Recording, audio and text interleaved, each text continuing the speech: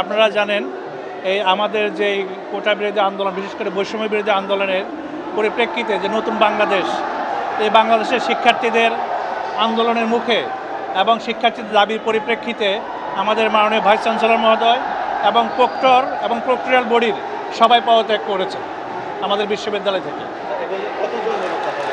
আমাদের প্রক্টোরিয়াল বডিতে প্রায় 7 জন আর মাননীয় ভাইস চ্যান্সেলর মহোদয় একজন। এখন আমরা আমাদের সদস্য সরকারের দিকে তাকিয়ে থাকব এই জন্যে যে তিনি কখন আমাদের এখানে একজন ভাইস চ্যান্সেলর দেবেন অথবা কাকে দায়িত্ব দিয়ে পাঠাবেন, যার অধীনে আমরা আমাদের বিশ্ববিদ্যালয়টিকে এগিয়ে নিয়ে যাব। হ্যাঁ, এখন সেই কয়দিন আমরা আছি, বিশেষ করে অফিসিয়াল যে কাজকর্মগুলো আছে এটি সাধারণত রেজিস্ট্রার আছেন, রেজিস্ট্রার নিজেই এটি পরিচালনা করবেন, শুধুমাত্র আর্থিক লেনদেন ছাড়া। শিক্ষার্থীরা যে দাবি তুলেছিলাম যে আসলে আন্দোলন চলাকালীন সময়ে বিশ্ববিদ্যালয়ে পড়াশোনার যে ভূমিকা, সেই জায়গা থেকে বিশ্ববিদ্যালয়ের ভিসি এবং প্রক্টরকে আসলে পদত্যাগ করতে হবে।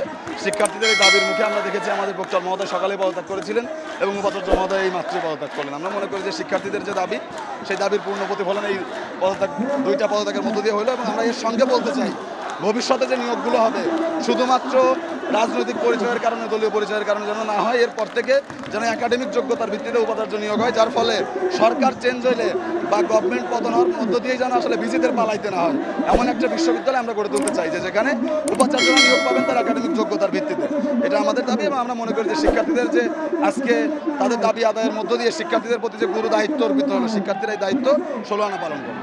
আপনারা জানেন কিছুক্ষণ আগে আমাদের ভিসি মহোদয় পদত্যাগ করেছেন, আমরা সেই খবরটি পেয়েছি। আমরা আসলে অত্যন্ত আনন্দিত।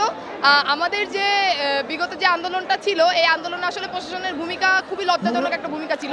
আমাদের গ্রেফতার করা থেকে শুরু করে আসলে ছাত্রলীগের, পুলিশের ক্যাম্পাসের অভ্যন্তরীণে ঢুকে শিক্ষার্থীদের মারপিটের যে ঘটনা ঘটেছে, এটাই আসলে আমরা খুবই ব্যথিত হয়েছিলাম। এখন আমরা প্রচণ্ড আনন্দের সাথে বলতে চাচ্ছি যে এই যে ভিসি প্রক্টোরিয়াল বডির যে পদত্যাগ, এই পদত্যাগটা শিক্ষার্থীদের জন্য যে আগামী দিন, এই আগামী দিনটা আরও সুন্দর দিন নিয়ে আসবে। এবং সেই সাথে আরও একটু যোগ করতে চাই যে পরবর্তী যিনি ভিসি আসবেন তার কাছে প্রত্যাশা থাকবে যে আসলে শিক্ষার্থী বান্ধব শিক্ষার্থী বান্ধব একজন ভিসি এসে যেন শিক্ষার্থীদের সার্বিক উন্নয়নে সহযোগিতা করে।